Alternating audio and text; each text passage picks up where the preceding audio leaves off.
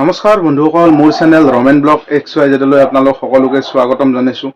আৰু আজি এটা সুন্দৰ ৰেচিপি লৈ আহিছে। এই ৰেচিপিটো মই একদম চিম্পুলভাৱে আৰু ঘৰুৱা ষ্টাইলত বনোৱাৰ কাৰণে চেষ্টা কৰিম। এই ভিডিঅ'টোত বেছি কেৰিকেচান নাথাকে। বলক আৰু দেৰি নকৰি ভিডিঅ'টো একেলগে আৰম্ভ কৰোঁ। এতিয়া প্ৰথমতে আমি মাংসখিনি সুন্দৰমতে ধুই ল'ব লাগিব। এতিয়া মাংসখিনি ধুই লওঁ ধুনীয়াকৈ। এইখিনি হৈছে মাংসখিনি একদম ধুনীয়া কৰি ধুই লৈছোঁ। আপোনালোকে চাব পাৰে ধুনীয়া একদম চাফাকৈ ধুই লৈছোঁ। যিহেতু আপোনালোকক মাংস ধোৱাটো দেখিলোৱেই, মাংস দেখিলোঁ মানে ইফালে আদা ৰহুন লাগিলেই, গতিকে এই আদা আৰু ৰহুনখিনি খুন্দি ল'ব লাগিব ধুনীয়া কৰি। ৰহুনেই এইফালে হৈছে এখানি আদা, ধুনীয়া কৰি খুন্দি ল'ব লাগিব একদম। আমাৰ একদম পুৰা ধুনীয়া কৰি আদা ৰহুনখিনি খুন্দি ল'লোঁ। আদা ৰহুন খুন্দা চেচ। এতিয়া পিছৰ প্ৰচেছখিনি কৰিব লাগে।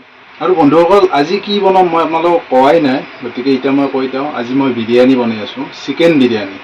গতিকে চিকেন বিৰিয়ানীৰ কাৰণে চিকেন ধুনীয়া কৰি একদম ধুই লৈছোঁ। এতিয়া আপোনালোকক চিকেনটো মেৰিনেশ্যন কৰি ল'ব লাগিব আগে। সেই গতিকে কি যোগাৰ লাগে সেইখিনি একবাৰ আপোনালোকক দেখাই দিওঁ মই। এতিয়া এইটো হৈছে দৈ, এখানি আদা আৰু ৰহুন খুন্দি লৈছিলোঁ, আৰু এখানি মছলা, তাৰপিছত এখানি হৈছে চিকেন। এতিয়া মই ইয়াতে অলপমান আদা আৰু ৰহুন দিম।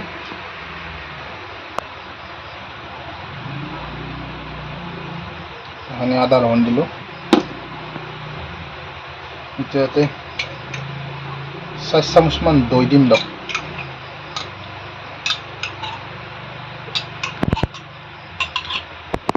দিলোঁ দৈ। ইয়াতে অলপমান দিম জিৰা,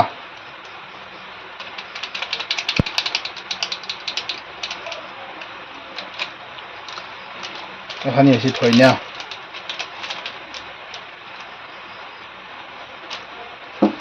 আৰু এইটো হৈছে কাশ্মীৰী।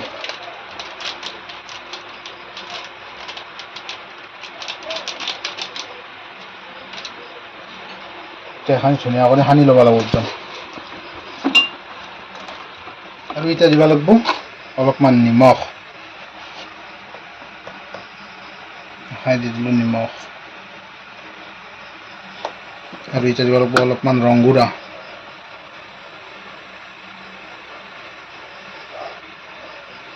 কৰি সানি দিব লাগিব একদম। সানি পেলাই কিছু টাইম থাকিব দিব লাগিব এনেকৈ। যিহেতু একদম ধুনীয়া কৰি গোটেইখিনি যোগাৰ দি পেলাই সানি ল'লোঁ, এতিয়া 10 মিনিটমান সময়ৰ কাৰণে এনে থৈ দিম, ধুনীয়া কৰি যাতে বস্তুখিনি এবজৰ্ব কৰি লয় আৰু মছলাখিনি। যিহেতু মাংসখিনি সানি পেলাই ধুনীয়া কৰি অলপ টাইম থৈ দিলোঁ, থৈ দিয়া টাইমখিনিত পিঁয়াজখিনি ধুনীয়া কৰি কাটি লয় একদম সৰু সৰু। মাজত যি হেৰিটো থাকে এখানি উলিয়াই দিব লাগে। উলিয়াই দিলে কৌটো ধুনীয়া কৰি এৰা দিয়ে একদম, বঢ়িয়া কৰি এৰা যাব একদম তেলত পৰাৰ লগে লগে। বন্ধুসকল, ধুনীয়া কৰি একদম চাউল উলিয়াই লৈছোঁ, বিৰিয়ানীৰ চাউল। যিহেতু বিৰিয়ানী বনাম তাতে মাংসখিনি ধুনীয়া কৰি একদম মাংসটো টাইম হৈ গৈছে, 10 মিনিটমান প্ৰায় হ'লে। এতিয়া চাউলখিনি বঢ়িয়া কৰি ধুই লওঁ। ধুই লৈ পেলাই চাউলখিনি আগতে বহাই লওঁ, তাৰে পিছৰখিনি আপোনালোকে চাই থাকক। ধুনীয়া কৰি কুকাৰটোত পানী গৰম হৈ আছে একদম। চাউলখিনি প্ৰথমতে বইল কৰি ল'ব লাগিব, তাৰমানে একদম গোটেই হকলেও নহয় আৰু অলপমান বইল কৰিব লাগিব। এতিয়া প্ৰথমতে মই এতিয়া অলপমান নিমখ দিম এই পানীটোত। দি দিলোঁ নিমখ। তাৰপিছত আপোনালোকক এই গোটা গৰম মছলাখিনি দিম, তেজপাত 2টা দিম, জ্বালা 3টা দিম, আৰু বিৰিয়ানী মছলা অলপমান দিম। এখানি ইয়াতে দি দিওঁ ধুনীয়া কৰি, ধুনীয়া ফ্লেভাৰ আহে একদম। যিহেতু বিৰিয়ানীত ফ্লেভাৰটো মেইন, সেই গতিকে আৰু চাব পাৰে এইফালে ধুনীয়া কৰি দি দিয়া গৈছে একদম মছলা। এতিয়া মই এতিয়া লগে লগে চাউলখিনি বহাই দিওঁ। এতিয়া যিহেতু ইফালে ভাতটো ধুনীয়া কৰি হৈ আছে, এতিয়া এইটো চাইডে মই বহাই দিছোঁ কেৰাহী। এতিয়া কেৰাহীটোত তেল দি মাংসটো বনাই ল'ব লাগিব একদম।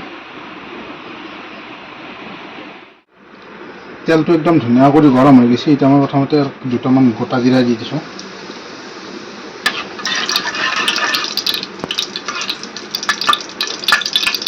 এতিয়া পিঁয়াজখিনি দি দিম ধুনীয়া কৰি।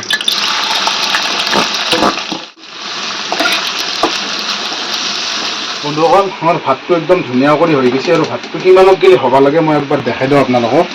এইফালে আছে এই ভাত নহয়, এই ভাতটো কিন্তু টানেই আছে একদম, টিপি দিলে ভাঙি যোৱা আন হ'ব লাগিব, কাৰণ পিছত আৰু এটা হুইচেল দিবই লাগিব নাই, সেই গতিকে ইমানমান টাইমত ভাতটো নামাই দিলি আৰু। গতিকে এতিয়া মই ভাতটো নামাই যাওঁ আৰু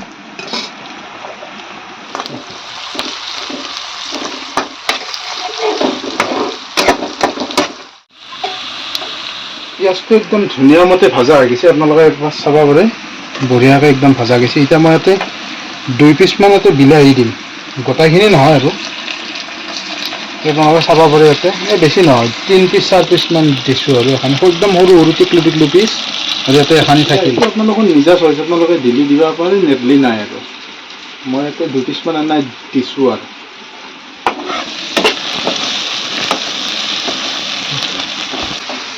পিঁয়াজে বিলাহী একদম সুন্দৰ মতে ভজা গৈছে, এইফালে চাব পাৰে আপোনালোকে ধুনীয়া একদম। এতিয়া ইয়াতে এই যোনখিনি মেৰিনেশ্যন কৰি থৈ দিয়া গৈছিল মাংসখিনি, সেই মাংসখিনি ধুনীয়া কৰি দি দিওঁ এতিয়া ইয়াতে।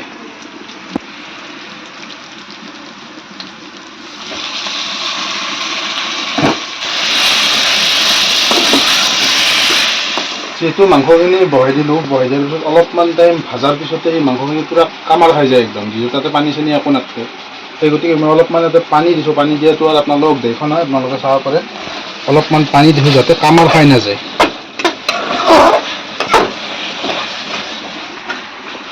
আৰু যিহেতু মই মাংসখিনি মেৰিনেশ্যন কৰাৰ টাইমত মই তাতে চিকেন মছলা দিয়া নাছিলোঁ, এতিয়া মই ইয়াতে অলপমান চিকেন মছলা দিম। মাংসটো একদম সুন্দৰমতে আমাৰ ভাজা হৈ গৈছে, ভাজা মানে পিঁয়াজ মাংসৰ পৰা যেতিয়া তেল ওলোৱা হৈ যায় সেইটো তাৰমানে একদম পাৰফেক্ট ভাজা, আৰু যেতিয়া তেলগিলাখন বৈ আহে ওলাই আহে সেইটো আৰু পাৰফেক্ট ভাজাটো তাৰমানে পানী নাই অলপ। এতিয়া অলপমান এতিয়া লাৰি পেলাই আৰু এতিয়া পানী দি দিওঁ মাংসটো সিজাৰ কাৰণে।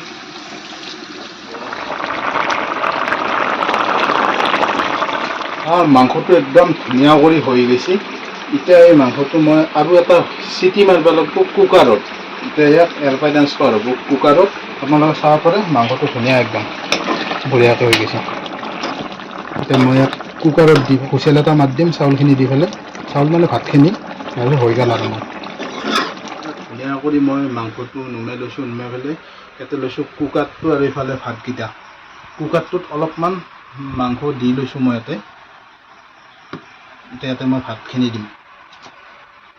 এই ভাতটোতো একদম গোটেই হোৱা নাই, মোটামুটি 60% 70% মান ভাতটো আগতে হৈ গৈছে। ভাতটো মই একদম পূৰা মাংসখিনিৰ ওপৰত এক তৰফ ভাত দিছোঁ ইয়াতে ধুনীয়া কৰি দি পেলাই এতিয়া মই মাংসখিনি ইয়াতে দি দিম। এই মাংসখিনি ইয়াতে ধুনীয়া কৰি দি দিছোঁ। চিকেন বিৰিয়ানীত আপোনালোকে কণীও দিব পাৰে 2-এটা। এইফালে মাংসখিনি ধুনীয়া কৰি ইয়াতে দি দিছোঁ চাব পাৰে। এতিয়া ইয়াতে ভাতকেইটা দি দিম আৰু একদম ধুনীয়া কৰি চব ছেটিং কৰি দি দিছোঁ। ইয়াতে ভাত প্ৰথম মাংসৰ আঞ্জাখিনি আছে, তাৰে ওপৰত ভাত আছে, তাৰে ওপৰত আৰু অলপ মাংস আছে, তাৰে ওপৰত ভাতখিনি দি একদম ফাইনেল। এতিয়া ইয়াতে বহাই দিলোঁ আৰু এতিয়া এটা হুইচেল মাৰি দিলে হৈ গ'ল আৰু আমাৰ একদম ধুনীয়া কৰি হুইচেল গেল। হুইচেল যোৱা ক্লিপটো লোৱা নহ'ল, আমাৰ একদম কমপ্লিট। এতিয়া গেছটো নুমাইছোঁ। এতিয়া কুকাৰটো খুলি চাওঁ ফাইনেল লুকটো বিৰিয়ানীৰ কেনেহেন হৈছে। খুলি দিওঁ আৰু আপোনালোকে চাব পাৰে ধুনীয়া হৈছে, কিন্তু একদম গোন্ধ চোন্ধও বঢ়িয়া হৈছে। এতিয়া আৰু খোৱাই উঠা।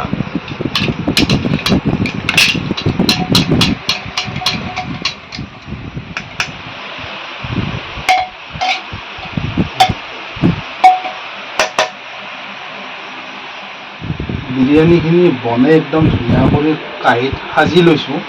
ইফালে আপোনালোকে চাব পাৰে কাঁহীত একদম ধুনীয়া কৰি এই ব্ৰইলাৰ মাংসটো কেনেকৈ সিজছি চাওকচোন, একদম দেখিছেনে পূৰা একদম ধুনীয়া একদম।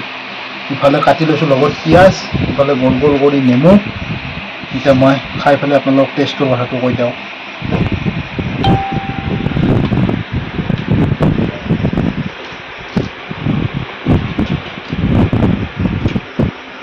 বঢ়িয়া হৈছে, ধুনীয়া হৈছে একদম খাই, চেন টেন সুন্দৰ একদম একদম ধুনীয়া। আপোনালোকেও খাব পাৰে, বহুত ভাল হৈছে বনাই।